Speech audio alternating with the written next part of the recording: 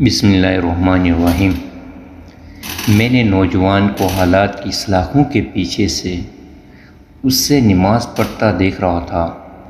وہ 25-26 سال کا خوبصورت نوجوان قتل کے مقدمے میں 2 دن پہلے ہی یہاں لایا گیا تھا، جہاں سے چند دن بعد عدالتی کارروائی کے بعد اس سے جیل منتقل کیا جانا تھا۔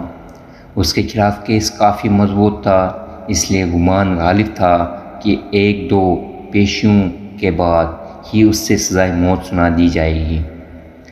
میں ایک پولیس والا ہوں اور پہلے دن سے ہی میرا رویہ اور لہجہ اس کے ساتھ کافی سخت رہا تھا، لیکن اس کے لبوں پر ہمیشہ ایک دل موہ لینے والی مسکراہٹ ہوتی تھی اور ہمیشہ وہ مجھ سے بڑا سمجھتے ہوئے ادب سے اور نرم لہجے میں بات کرتا تھا۔ جب اللہ نے اس دنیا میں کسی کو اختیار دیتا ہے نہ تو اکثر لوگ بھول جاتے ہیں کہ یہ اختیارات اللہ کی طرف سے امانت ہیں۔ وہ ان سب کو اپنا کمال اور حق سمجھ بیٹھے ہیں۔ میرے ساتھ بھی ایسا ہی ہوا۔ ہمارے علاقے کے ایک بااثر انسان نے قتل کر دیا اور اتفاق سے میں وہاں سے چند قدم ہی دور تھا۔ اس نے الزام مجھ پر لگا دیا، جھوٹے گواہ بھی تیار کر لیے گئے اور میں یہاں آ گیا۔ مجھے دکھ سا ہوا اور مجھ جیسا سخت انسان بھی 2 دن میں ہی اس کے اچھے اخلاق کے سامنے ہار گیا۔ اب وہ سلام پھیرنے کے بعد دعا مانگ رہا تھا، میں اس سے دیکھتا ہی رہ گیا۔ وہ اس طرح خشوع و خضوع سے دعا مانگ رہا تھا کہ یوں لگتا تھا جیسے وہ جس سے مانگ رہا ہے وہ اس کے بالکل سامنے بیٹھا ہوا ہے۔ دعا کے بعد اس کی نظر مجھ پہ پڑی تو اس کے لبوں پر پھر وہی مسکراہٹ نمودار ہوئی۔ وہ اٹھ کر میرے پاس آیا اور ہمیشہ کی طرح میرا حال احوال پوچھا۔ آج خلاف معمول میرا لہجہ کافی نرم تھا۔ باتوں کے دوران میں نے اس سے پوچھا کہ کیا واقعی اس نے قتل جیسا جرم کیا ہے، کیونکہ مجھے اس کے معصومیت سے نہیں لگ رہا تھا کہ وہ قاتل جیسا جرم کر سکتا ہے۔ ایک انسان کا قتل پوری انسانیت کا قتل ہے، تو پھر میں ایسا گناؤنا جرم کیسے کر سکتا ہوں؟ اس نے مسکراتے ہوئے جواب دیا۔ تو پھر میں نے سوالیہ نظروں سے اس کی طرف دیکھا۔ تو تمہارے گھر والوں نے کچھ نہیں کیا؟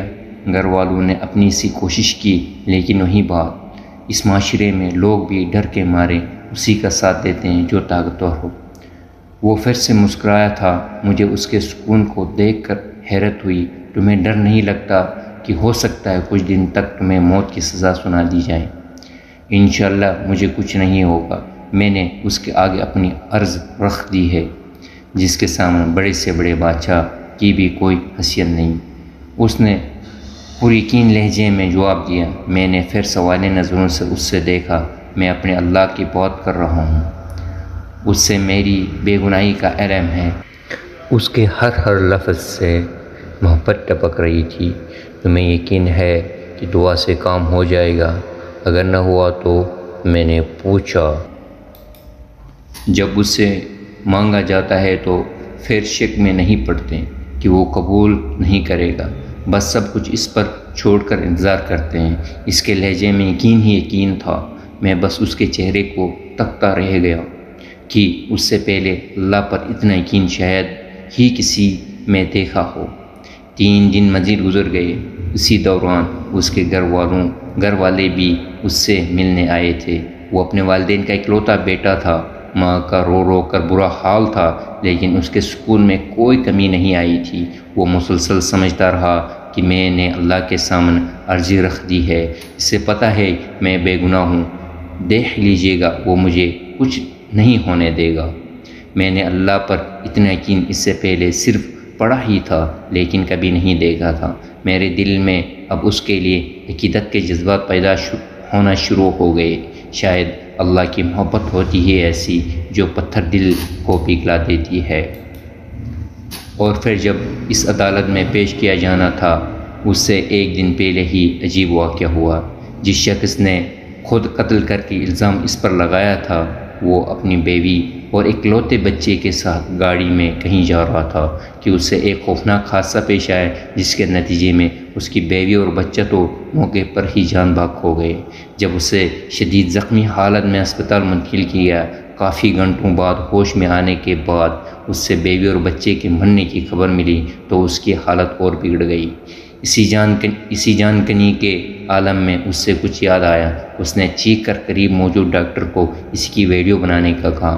بار بار اصرار پر ڈاکٹر نے نرس کو ویڈیو بنانے کا اشارہ کیا تو اس نے ویڈیو میں بڑی مشکل سے اپنے جرم کا اعتراف کیا اور اس نوجوان کو بے گناہ قرار دے کر ہاتھ جوڑ کر معافی بھی مانگی۔ اس نے ڈاکٹر سے وعدہ لیا کہ وہ یہ ویڈیو ضرور پولیس اسٹیشن لے کر جائے گا۔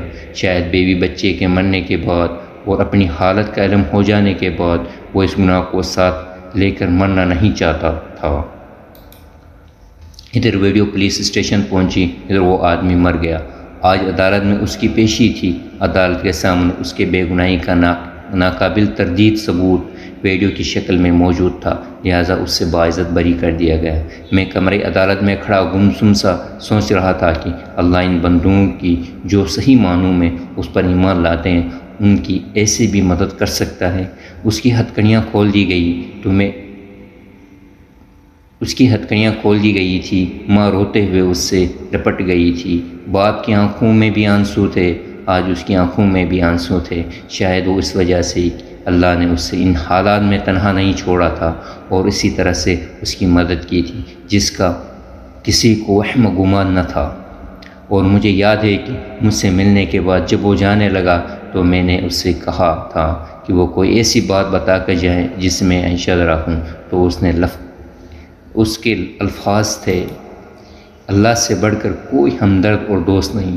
جب بھی کوئی مشکل پیش آئے اسی سے مانگیں اور پھر یقین بھی رکھیں کہ وہ قبول کرے گا۔ وہ محض کسی سوچ یا تصور کا نام تو ہے ہی نہیں، بلکہ وہ تو ایک زندہ حقیقت ہے۔ وہ اس وقت بھی ہمارے ساتھ ہے، شرک سے بھی قریب ہے۔ وہ ہمیں دیکھتا رہتا ہے کہ مشکل میں ہمارا رد عمل کیا ہوگا، اور جو اس سے مانگ کر شک میں نہیں پڑتے اللہ بھی انہیں کبھی تنہا نہیں چھوڑتا۔ ایسے طریقوں سے اس کی مدد کرتا ہے کہ وہ عقل حیران رہ جاتی۔ وہ اب واپس جا رہا تھا۔ مجھے یوں محسوس ہو رہا تھا جیسے میں آج ہی مسلمان ہوا ہوں، جیسے میں نے آج اپنے اللہ کو پا لیا ہے۔